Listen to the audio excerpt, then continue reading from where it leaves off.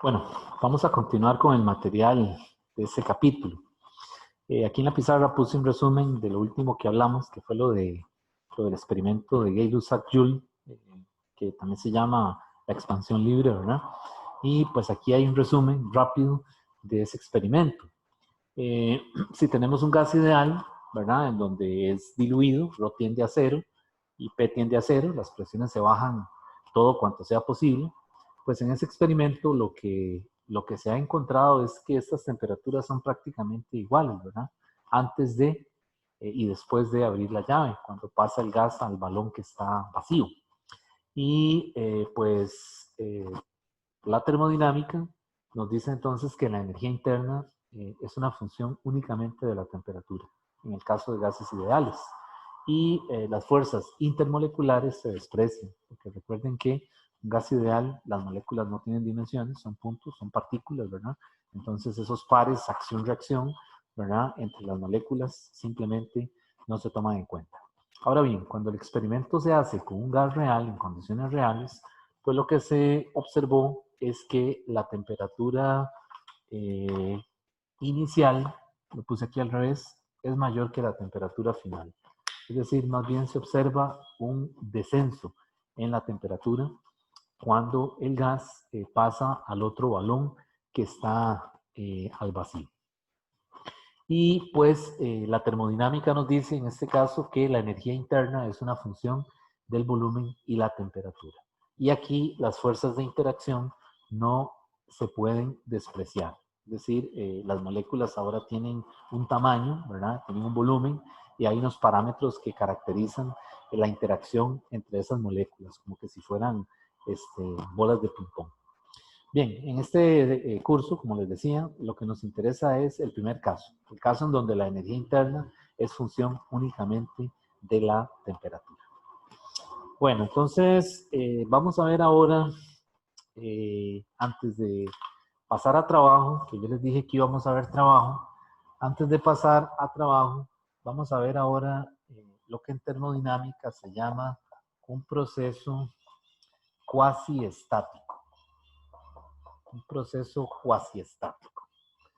Esa palabra lo que quiere decir es que es un proceso que se va a llevar a cabo a través de cambios diferenciales. Es decir, desde el punto de vista matemático, las ecuaciones vamos a utilizar el diferencial, ¿verdad? Y no vamos a utilizar el delta, ¿verdad? Entonces vean que ya por ahí hablamos de el diferencial de la energía interna y hablamos del delta de la energía interna, ¿verdad? Igual podemos hablar del diferencial de volumen y del delta V. Entonces, cuando hablamos de un proceso cuasi estático, desde el punto de vista matemático, lo que quiere decir es que se va a tener que trabajar con cantidades infinitesimales, es decir, con diferenciales, ¿verdad? Eso desde el punto de vista matemático. Ahora, físicamente, ¿qué es? Bueno, un proceso cuasi estático lo podemos imaginar como el caso del cilindro que dijimos ahora. Un cilindro, ¿verdad? Que puede estar aislado térmicamente o no, ¿verdad? Eso depende de lo que se estudie más adelante. Pero ese cilindro va a tener un pistón y ese pistón está, como dijimos, libre de fricción, ¿verdad? Con las paredes del cilindro, de tal manera de que baja y sube fácilmente, ¿verdad? Es decir, no hay fricción. Y entonces el gas, que es el sistema, dijimos que se expande de tal manera que el pistón puede ascender. O bien puede haber algún agente externo, ¿verdad? Una fuerza externa, una fuerza desde fuera del sistema que actúe sobre el pistón y comprima el gas, ¿verdad? Recuerden que, de lo que vimos en fluidos al principio del curso, los gases se pueden comprimir, ¿verdad? Entonces, esta es una aplicación, ¿verdad? Cuando se aplica una fuerza externa, ¿verdad? Que comprime o que baja el pistón. Bueno, el proceso cuasi estático es un proceso que se lleva a cabo de forma muy lenta para que las variables termodinámicas, como son el volumen, la presión y la temperatura, se mantengan siempre en equilibrio. Entonces, cuando hablamos de un proceso cuasi estático, nos referimos a que se le va a aplicar aquí una fuerza de tal manera que el pistón comienza a descender muy lentamente, ¿verdad? De tal manera de que si desciende un poquito, pues entonces aquí este cambio podemos hablar de que es un DY, ¿verdad? Es decir, que ahora el pistón se colocó en una nueva posición y lo que desciende es un DY, un cambio diferencial, ¿verdad? ¿Para qué es que se hace esto? Bueno, para que en todo momento las variables termodinámicas a las que describen al gas, al estado del gas, se mantengan siempre en equilibrio, porque necesitamos que se verifique la ley cero de la termodinámica. Es decir, en termodinámica trabajamos con la termodinámica del equilibrio, que es lo que estamos viendo aquí, y también hay una rama que es la termodinámica del no equilibrio, ¿verdad? Que esa es otra historia. Es más compleja desde el punto de vista matemático. Así que aquí nos interesa trabajar con la termodinámica del equilibrio, que las variables siempre estén en todo momento en equilibrio térmico, es decir, que cumplan con la ley cero de la termodinámica. Entonces, pues aquí necesitamos que las variables pasen por una serie de estados de equilibrio. Y para lograr eso, pues lo que se hace es que se baja el pistón lentamente. Entonces en los libros observarán el modelo de ponerle arena al pistón. Es decir, que algún mecanismo le vaya agregando arena encima de la tapa del pistón, ¿verdad? A una razón de cambio constante, que siempre caiga la misma cantidad de arena, de tal manera de que el pistón vaya bajando lentamente, ¿verdad? Que no hayan cambios bruscos, porque puede ser que yo le aplique una fuerza desde fuera, un agente externo, y bajo el pistón bruscamente. Entonces ahí se rompe el equilibrio, ¿verdad? También hay unos problemas que más adelante podemos resolver de ese tipo, ¿verdad? Pero ya el enunciado del problema se lo dice, que el pistón se bajó de forma brusca, ¿verdad? Le está diciendo que las variables en ese momento perdieron el equilibrio. Entonces, un proceso cuasi estático es eso, ¿verdad? Que el pistón baja lentamente. Y una forma de modelarlo es diciendo que se le está agregando una cantidad de arena a una tasa de cambio constante, de manera de que el pistón vaya bajando siempre eh, con la misma velocidad, digamos, ¿verdad? Lentamente. Bueno, entonces, dicho esto del proceso cuasi estático, pues vamos entonces ahora a ver cómo se puede calcular el trabajo en termodinámica. Entonces, el trabajo siempre vamos a utilizar el modelo del cilindro. Entonces, no voy a borrar esta figura porque la voy a necesitar para el trabajo. Resulta que el trabajo en mecánica, nosotros lo calculamos como la integral de la fuerza de la componente X por dx, ¿verdad? Desde la posición inicial a la posición final. Esa es una forma de calcular trabajo en mecánica. Bueno, en termodinámica, el trabajo yo lo puedo calcular diciendo lo mismo, que es fuerza, ¿verdad? Por dx. Solamente que ahora esa fuerza, como tenemos una tapa, ¿verdad? Una tapa que se le está aplicando una fuerza y que tiene una sección transversal A, pues entonces usamos aquello de que presión es fuerza entre área. De tal manera de que ahora la fuerza en este caso va a ser presión por área, por el dx. Y vean que estoy poniendo el dx porque quiero enfatizar lo del cambio diferencial, ¿verdad? Que se trata de un proceso cuasi estático. Y esta cantidad que está aquí, pues resulta que es un dV. Si yo esta Y la cambio por una X, pues lo que ha descendido el pistón es un elemento diferencial de volumen, un dV. De tal manera que ese trabajo, yo lo pongo ahora diciendo que A de X es dV. Entonces vean que para un proceso cuasi estático, pues yo puedo escribir esto de esta manera. Vean que estoy usando diferenciales. Y ahora, esto es una diferencial inexacta y hay una propiedad matemática que si usted integra un diferencial inexacto, pues lo que le queda es el W. Eso nunca se lo contaron en Física 1 porque siempre se lo ponían así. Pero dado que esto no hay una función asociada con el W, cuando yo integro esa diferencial inexacta, me queda el propio W. Eso es una propiedad ya matemática, ¿verdad? Y aquí, pues sí me quedaría la integral de P por dV. Y vean que ahora la presión tiene que ser una función del volumen, porque el diferencial es de V. Y en lugar de posición inicial y posición final, ahora utilizo volumen inicial y volumen final. Límite inferior, volumen inicial, límite superior, volumen final. Bien, resulta que para calcular el trabajo, nosotros tenemos que tomar en cuenta cómo está definida la primera ley de la termodinámica. Y la primera ley de la termodinámica la escribimos ahora como Q más W.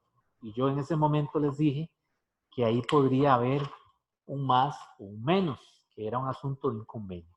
Pues bien, si el libro utiliza el más entre la Q y la W, entonces al W, en el cálculo de la W, hay que ponerle un menos. ¿De acuerdo? Entonces, en los libros que ustedes observen que el cambio de la energía interna está definido como Q menos W, ya están incorporando el menos.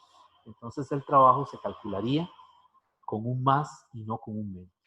Entonces, eso es un asunto, como les decía, de un convenio de ciclos. No lo vaya a confundir, ¿verdad? Siempre que trabaje con el mismo convenio, no hay problema. Es decir, si ya el libro usa más, no se preocupe por esto, ¿verdad? Simplemente póngale el menos aquí, ¿verdad? Pues bien, el trabajo se puede calcular de esta manera, como la integral de el negativo de P de V. Y esa presión, pues tiene que ser una función del volumen, porque si no, es decir, no se podría hacer esta integral, ¿verdad? Bueno, por ahí aparece una conversión muy importante que es esta. Cómo pasar de 1 litro atmósfera a joules. Y la conversión es aproximadamente 101.3 joules. ¿Por qué esta conversión es tan importante? Bueno, resulta que en la ley del gas ideal que vimos en el capítulo anterior, vean que la ley del gas ideal la ecuación está escrita así, nRT, ¿verdad? Y esta P puede tener unidades del sistema internacional, que son pascales, y la V puede tener unidades también del sistema internacional, que son los metros cúbicos. Esa combinación sí me da joules, porque pascal es newton metro cuadrado, por metro cúbico me queda newton por metro. Y eso sí me da joules. Ahí no hay problema. Si usted usa las unidades del sistema internacional, le generan joules. Pero si usted utiliza, en lugar de pascales, atmósferas, y en lugar de metros cúbicos, litros, eso no le va a dar joules. Entonces, para eso es esta conversión, ¿verdad? Cuando a usted le pidan calcular calor, y usted sabe que está en joules, o trabajo que está en joules, o energía en general, pues tiene que asegurarse que las unidades sean las del sistema internacional. Pero en estos problemas de este capítulo, es posible que le aparezca la presión en atmósferas, es muy probable, y el volumen en litros.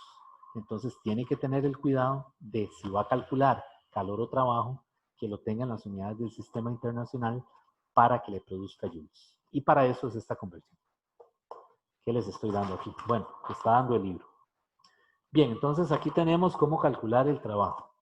Entonces vamos a ver ahora, al igual que como cuando usted calculaba trabajo en Física General 1, le decían que en un gráfico de fuerza contra desplazamiento, el área bajo la curva era el trabajo, pues ahora en termodinámica igual. hay un gráfico de presión contra volumen que se llaman los diagramas PV.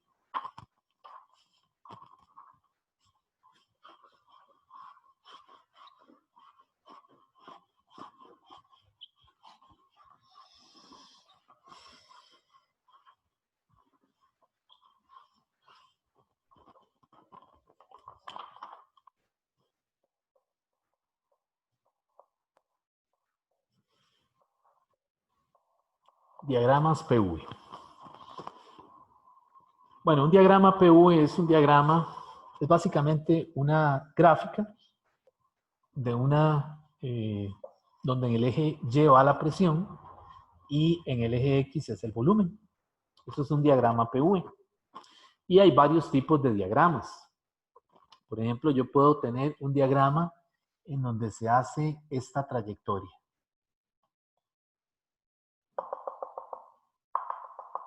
Desde el volumen inicial al volumen final. Y aquí hay una presión P0. Y en los diagramas PV es muy importante ponerle una flecha. Esa flecha puede ir hacia la derecha o puede ir hacia la izquierda. Aquí yo la estoy haciendo hacia la derecha. ¿Qué estoy diciendo aquí? Bueno, que este gas se está expandiendo porque el volumen final, obviamente, en esta gráfica, en este eje, el volumen final tiene que ser mayor que el volumen inicial. Entonces, lo que está pasando es que el gas se está expandiendo y lo está haciendo a presión constante. Entonces, en este caso, este proceso se llama un proceso isobárico. Ese es el nombre. Proceso isobárico implica que se realiza a presión constante. Y el área que está bajo esa línea horizontal, esa área es el trabajo realizado. Y vean que el trabajo realizado aquí es el trabajo de este rectángulo, ¿verdad? Entonces ese trabajo sería, el área, vean que es base por altura, ¿verdad? Entonces sería la presión, que es la altura, P0, por el volumen final menos el volumen inicial. Pero hay que tener cuidado porque el área siempre es una cantidad positiva. Pero cuando le dicen que calcule el trabajo, que sigue siendo el valor absoluto del área, bueno, que sigue siendo el área, la magnitud como tal, hay que tomar en cuenta el signo. Entonces, en un proceso isobárico, el trabajo se calcula de esta manera. Menos P por delta V.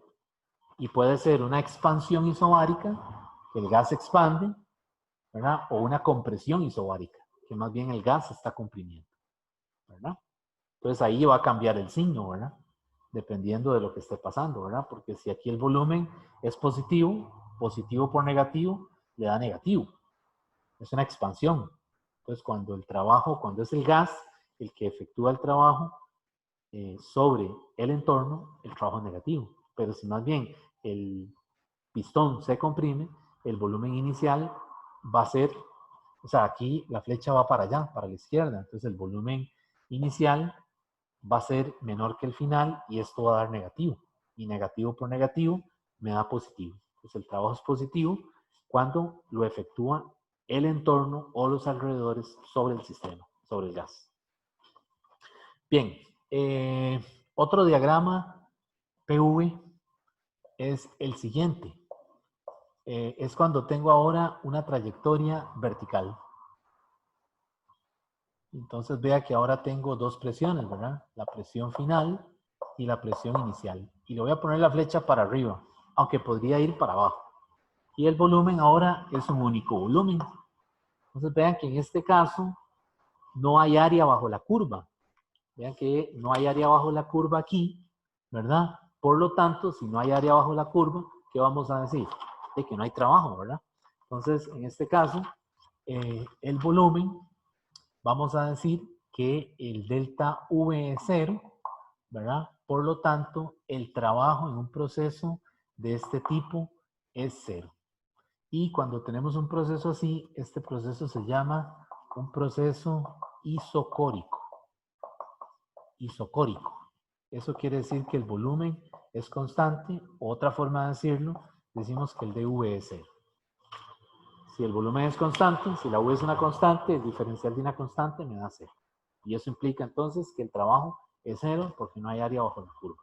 Eso se llama un proceso isocórico. Entonces ya tenemos dos procesos, ¿verdad? Identificados. El proceso a presión constante, que es el proceso isobárico, y el proceso a volumen constante, que es el proceso isocórico. También le dicen isovolumétrico. Ese prefijo iso lo que quiere decir es igual, ¿verdad? Bueno, entonces vamos a ver otro caso. Vamos a ver el caso en donde ahora la temperatura es constante, ¿verdad? Ese caso ya lo conocemos porque es la ley de Boyle, ¿verdad?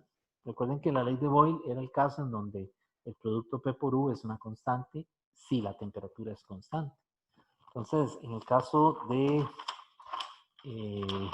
para la ley de Boyle, vamos a tener que cuando hacemos una gráfica de presión versus volumen, vamos a tener una curva que hace esta forma, ¿verdad? Y en este caso, eso se llama una hipérbola y la temperatura es constante ahora. Entonces vamos a ver cómo se calcularía el trabajo. Aquí sí necesitamos la definición de la integral, que es P de V por dV desde el volumen inicial al volumen final. Bueno, ¿y quién sería P de V aquí? Bueno, P de V es nRT entre V, que sería la ecuación del gas ideal. Y esto que está aquí, lo voy a meter aquí. Entonces me queda que el trabajo es el negativo de la integral del volumen inicial al volumen final de nRT entre V por dV. Y vean ahora que yo puedo sacar el N y el R porque son constantes, ¿verdad? Y el T porque ya nos dicen que la temperatura es constante. Lo puedo sacar de la integral y me queda la integral del volumen inicial al volumen final de dV sobre V. Y esa integral es muy conocida, es un logaritmo, ¿verdad? El logaritmo natural. Y me queda entonces que el nRT multiplicado por el logaritmo natural de volumen inicial entre volumen final. Y ahí tengo una ecuación para calcular el trabajo en un proceso cuando la temperatura es constante. Cuando la temperatura es constante, decimos que ese proceso se llama un proceso isotérmico. Un proceso isotérmico, ¿verdad? Y a la curva se le llama una isoterma. Ya lo habíamos comentado en el capítulo anterior, ¿verdad? Que apareció por ahí. Entonces, vean que tenemos entonces tres casos, ¿verdad? El proceso a presión constante es el proceso isobárico, el proceso a volumen constante, el isocórico, y el proceso a temperatura constante, que es el isotérmico. Y vean que estos trabajos están en completo acuerdo con la ley del gas ideal, ¿verdad? Porque en el caso del proceso isocórico, si el volumen es constante, lo que cambia es la presión y la temperatura, ¿verdad? Y esa ley ya tiene un nombre en gases ideales, era una de las leyes empíricas, ¿verdad? Creo que era la ley de Gay-Lussac, ¿verdad? La que relaciona P y T, ¿verdad? Y mantiene constante el volumen. Y el caso anterior, cuando la presión es constante, el isobárico, es cuando cambia el volumen y la temperatura, que era la ley de Charles, ¿verdad? Entonces, vean que esas leyes empíricas del gas ideal o las que constituyen el gas ideal están relacionadas ahora con estos procesos, ¿verdad? Con un proceso que ocurre a volumen constante o a presión constante o a temperatura constante. Bueno, entonces vamos a ver un proceso más, el cuarto, que sería el proceso cíclico.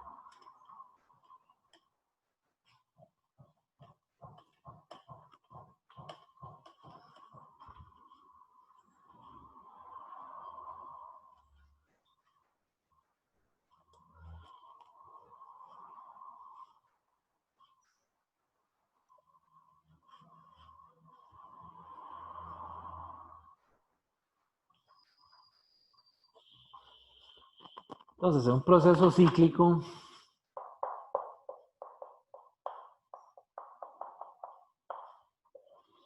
estamos hablando de que en un diagrama PV, lo que vamos a tener es un ciclo.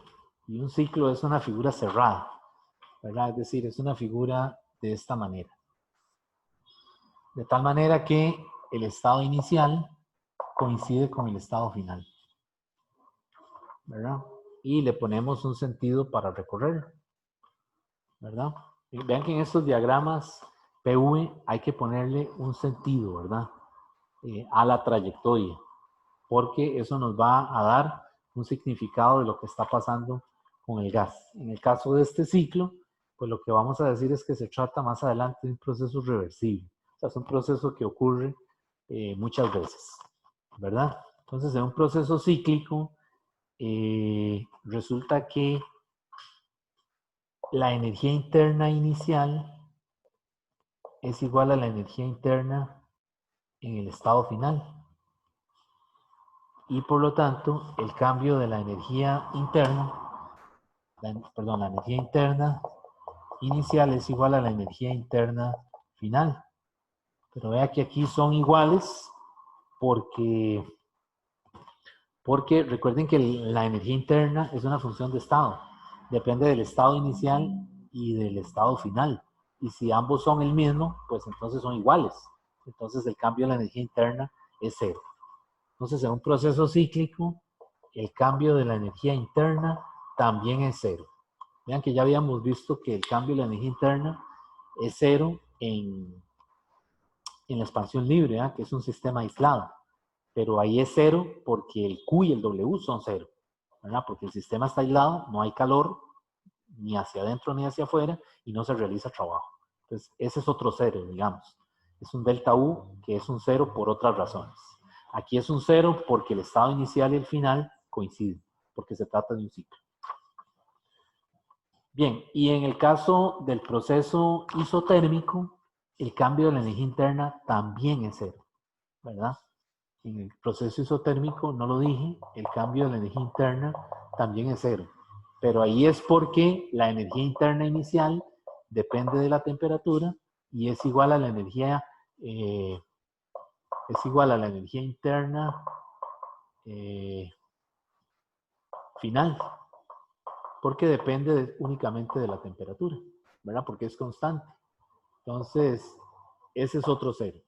Entonces, tenemos tres cambios de energía, tres cambios de la E iguales a cero. En la expansión libre, ¿verdad? Nuevamente, porque Q y W son cero.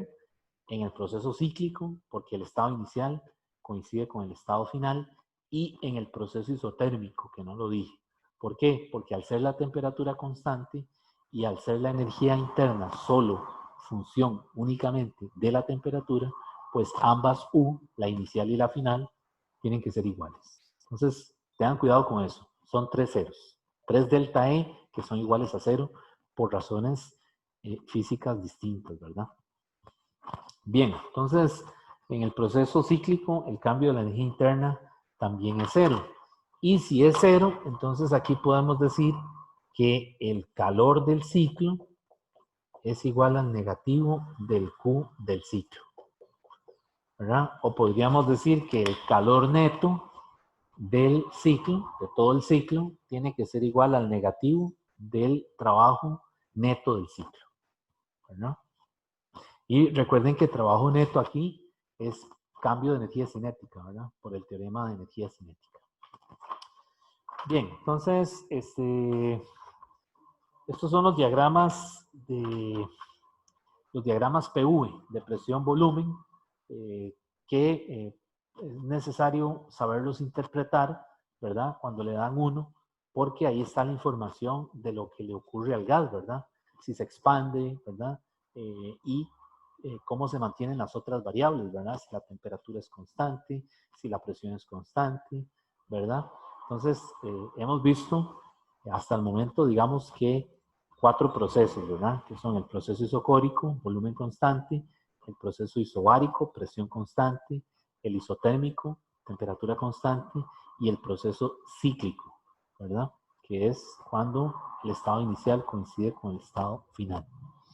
Bueno, vamos a ver ahora otra forma de calcular el calor, que es en el caso de el calor que está relacionado con las capacidades caloríficas de los gases. Entonces, vamos a ver ahora cómo se calcula el calor cuando estamos estudiando específicamente un gas ideal. Entonces, estas son las capacidades caloríficas de los gases. Capacidades caloríficas de los gases.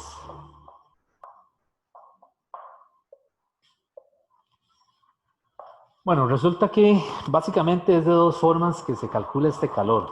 Si yo tengo un proceso que es a presión constante,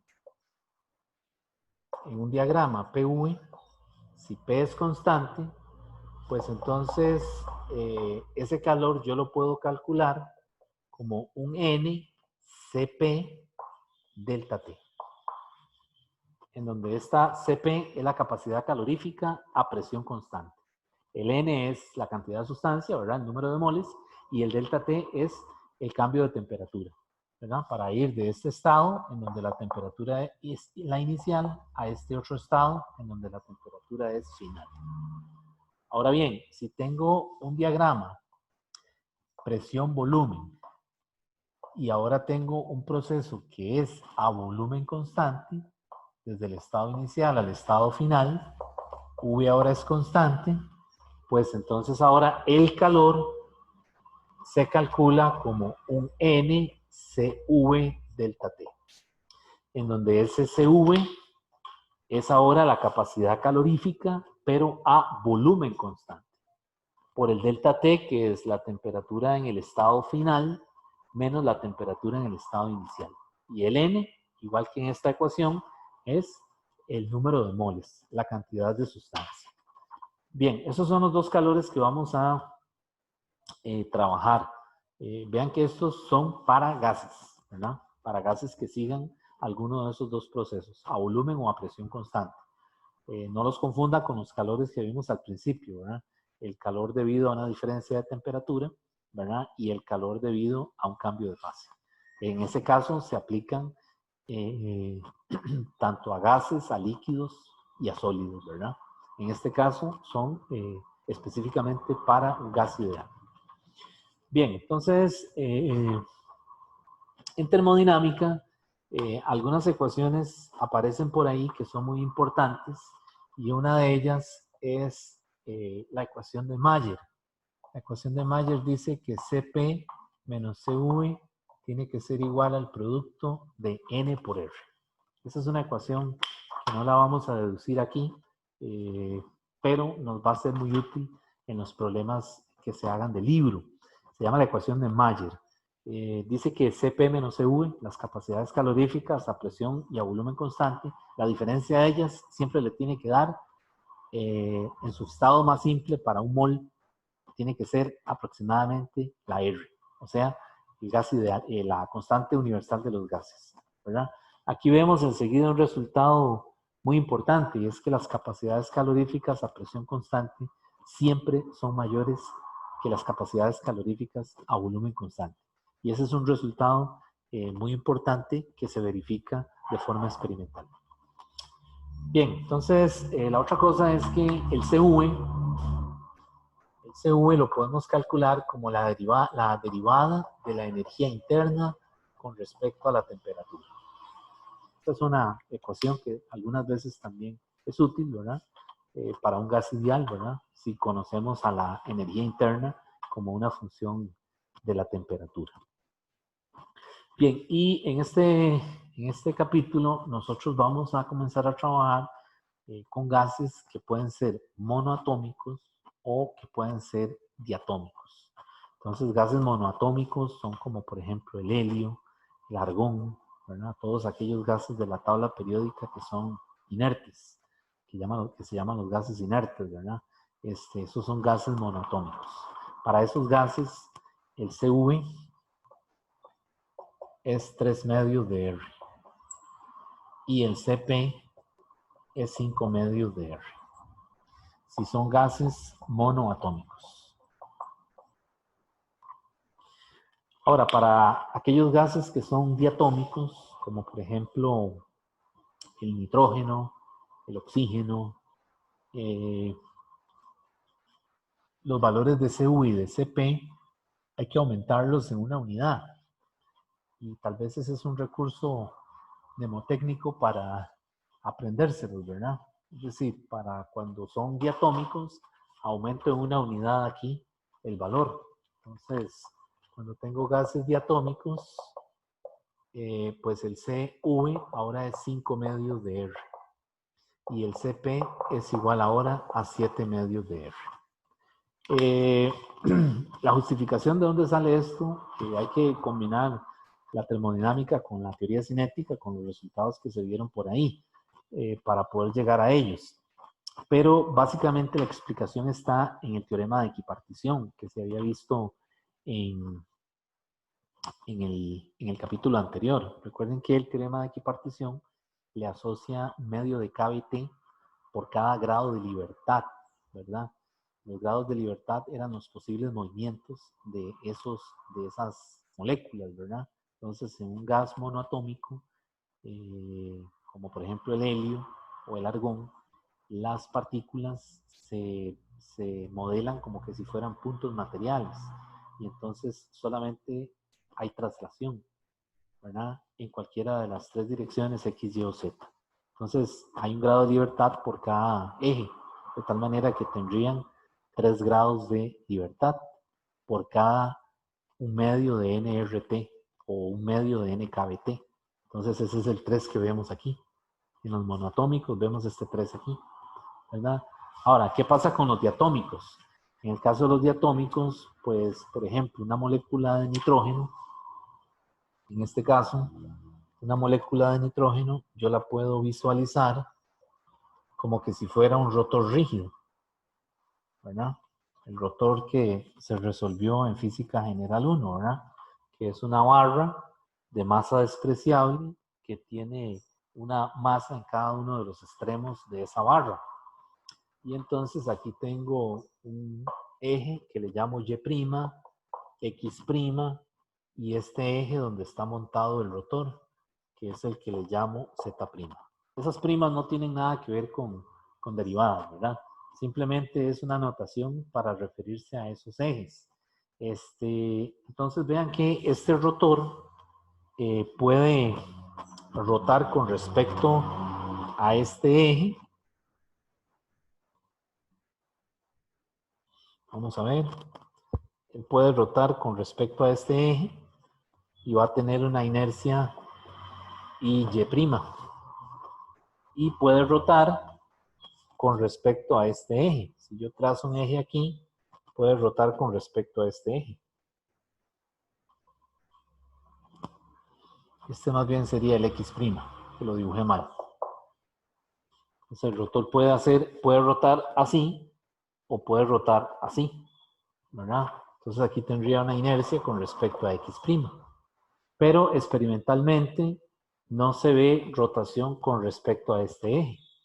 Entonces vean que en el caso de una molécula, como por ejemplo el nitrógeno, se puede visualizar como que si fuera una barra rígida de masa despreciable con un átomo de nitrógeno en un extremo y otro en el otro extremo, ¿verdad? Entonces vean que esa barra se puede trasladar en X, en Y o en Z. Entonces tiene 3 grados de libertad por traslación. Y aparte de eso, puede rotar con respecto a Y' o puede rotar con respecto a X'. Entonces tiene 2 grados más de libertad. 3 más 2 me da 5. Es el 5 que vemos ahí, ¿verdad? Cuando se lo aplicamos al teorema de equipartición, ¿verdad? Que la energía esté repartida en un medio de KBT por cada grado de libertad. Entonces sería 5 por un medio de KBT, o en este caso 5 medios de NRT, ¿verdad? Entonces por ahí es que vienen los valores de los CV y de los CP para moléculas diatómicas. Bien, entonces aquí por ejemplo en este caso para los diatómicos la energía interna pues sería entonces 5 multiplicado por un medio de nRT. 5 por un medio de nRT, que sería 5 medios de nRT. Esa sería la energía para el caso, la energía interna total, ¿verdad? La energía interna total para una molécula diatómica, ¿verdad? Vean que hay que tener cuidado, ¿verdad? Cuando hablamos de la energía interna total y la energía interna de un gas ideal, porque ya yo había escrito que era 3 medios de nRT. Pues cuidado con eso, ¿verdad? Eso depende de los grados de libertad y de lo que le estén pidiendo. Bien, entonces, vamos a ver ahora por último un proceso que nos falta de analizar, que es el proceso adiabático. Y eso ya completaría los 5 procesos que tenemos, o bueno, los 6, que ahora al final vamos a resumirlos.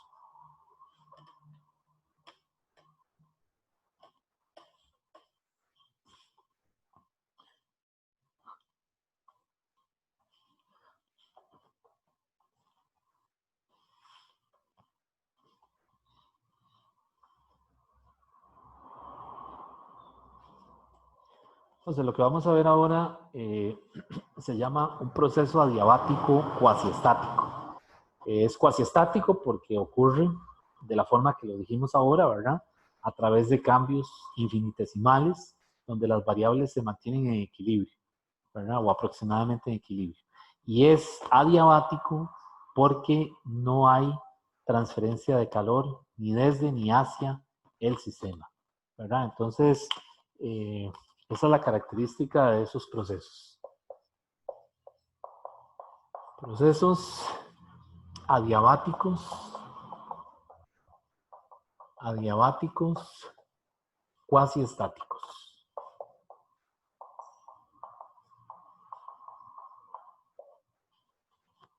Entonces, en un proceso adiabático cuasiestático, lo primero que tenemos que ver es que el Q es 0.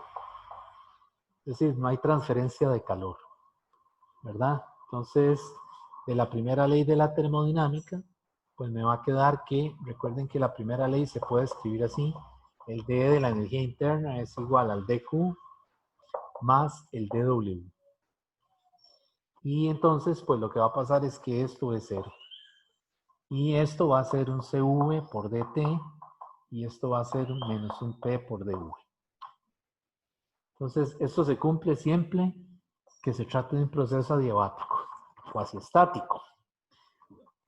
Y pues eso se puede seguir trabajando algebraicamente, separar variables, el libro ahí lo hace, yo no lo voy a hacer aquí, el libro lo hace, y al final va a llegar a 3 ecuaciones, que son las 3 ecuaciones de un proceso adiabático. Esas 3 ecuaciones son las siguientes: P por V a la gamma es igual a una constante. T por V a la gamma menos 1 es igual a una constante. Y la última ecuación es T entre P a la gamma menos 1 es igual a una constante. Y ese exponente que ven ahí está definido como el Cp entre Cv. Esa gamma se llama la razón de las capacidades caloríficas, porque vean que es una división de Cp entre Cv. O también le dicen el exponente adiabático, porque vea que en estas ecuaciones aparece como un exponente. Ahora bien, ¿qué valor toma gamma? Bueno, gamma depende de si el gas es monoatómico, o si es diatómico, o si es poliatómico. Entonces, para saber el valor de gamma, pues yo lo que tengo que utilizar son los valores de Cp y de Cv que pusimos en la pizarra anterior. Por ejemplo, el gamma monoatómico sería entonces Cp entre Cv, sería en el monoatómico el Cp son 5 medios de R y el Cv son 3 medios de R. Entonces se cancelan los dos, se cancelan las R's y me queda que el gamma monoatómico son 5/3. Y así también se puede hacer para el gamma diatómico. O sea que ya son valores establecidos. Entonces en los problemas lo que hay que fijarse es en la redacción cuál es la naturaleza del gas, porque le va a decir un gas monoatómico, ¿verdad? O un gas diatómico. Entonces ya uno puede saber el valor de gamma. Ahora, la otra cosa es que esta ecuación junto con la ecuación de Mayer, Cp menos Cv igual R, ¿verdad? Suponiendo que n es 1, se puede ver como un sistema de ecuaciones. Y entonces, esto también le permite a usted recordar o calcular el gamma o alguna de las capacidades conociendo otros valores, ¿verdad? Esto se puede ver como un sistema de dos ecuaciones con dos incógnitas. También algunas veces dependiendo de los datos que le dé el problema. Bien, entonces, este es el proceso adiabático. Lo que falta es cómo se calcula el trabajo en un proceso adiabático. Bueno, en un proceso adiabático, el trabajo se va a calcular como un NCV delta T. O también como P final por el volumen final menos P inicial por el volumen inicial entre gamma menos 1. Es decir, cualquiera de estas dos posibilidades se pueden utilizar para calcular el trabajo de un proceso adiabático. Ok, entonces vamos a hacer un resumen rápidamente de los procesos que tenemos, ¿verdad? Entonces, tenemos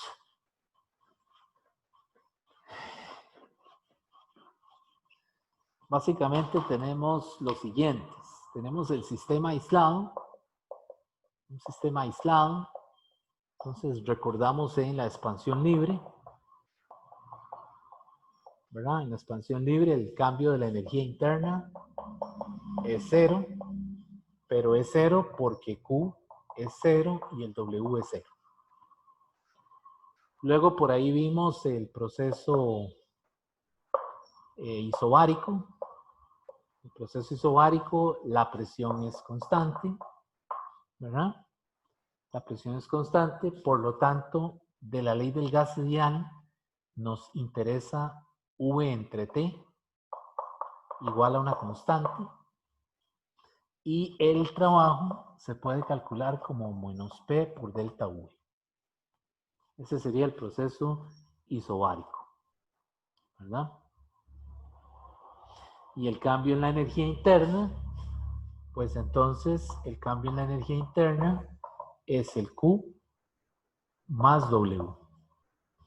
Y el Q se puede calcular como un NCP delta T. Ese sería el proceso isobárico. Luego tenemos el proceso isocórico. Entonces el proceso isocórico, V es constante, ¿verdad? Y entonces la ley empírica que nos sirve es P entre T, es una constante. Y el W, ¿cuánto vale? 0, porque no hay área bajo la curva. Por lo tanto, el cambio de la energía interna es igual a ¿quién? Al Q. Y ese Q es igual a ¿quién? A un NCV delta T. Sistema aislado, proceso isobárico, proceso isocórico. Vamos a ver ahora el proceso isotérmico. En el proceso isotérmico la temperatura es constante, ¿verdad? Y aquí nos sirve la ecuación empírica, P por V es igual a una constante. El trabajo, ¿cómo se calculaba? Es nRT, logaritmo natural del volumen inicial entre el volumen final. Y el cambio de la energía interna, vamos a pasar una rayita aquí, el cambio de la energía interna ahora es igual a 0. Es igual a 0. ¿Por qué era igual a 0? Porque en un gas ideal la energía interna únicamente es función de la temperatura. Y al ser constante, la U inicial evaluada en esa T tiene que ser igual a la U final en esa T.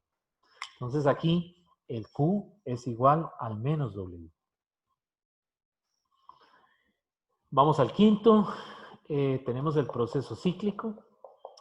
En el proceso cíclico, el cambio de la energía interna también es cero, pero es cero porque la energía interna en el estado inicial es igual a la energía interna en el estado final. Son iguales. Aquí también son iguales. Pero aquí es porque son únicamente de función de la temperatura. ¿Ok? Bueno, y aquí la otra cosa es que el calor neto es igual al negativo del W neto. Entonces vean que este es el Q del ciclo y el W del ciclo. Aquí es el Q y el W del proceso isotérmico únicamente. Y por último nos queda el proceso adiabático. Entonces el proceso adiabático, el Q es cero, ¿verdad? El Q es cero y el cambio de la energía interna es igual a el trabajo. Y las ecuaciones son aquellas, P por V a la gamma es igual a una constante y T por V a la gamma menos 1 es igual a una constante. Hay una tercera, pero esas son las dos más importantes. Entonces vean que aquí está el resumen, digamos, de buena parte de lo que se vio en este capítulo, ¿verdad? Es importante distinguir esos 3 delta E que tenemos por aquí. Cuidado con esos 3 delta E, ¿verdad? La expansión libre, el proceso isotérmico y el caso de un proceso cíclico. Bueno, estos dos están muy relacionados, ¿verdad? Pero, pues para que no los vayan a confundir.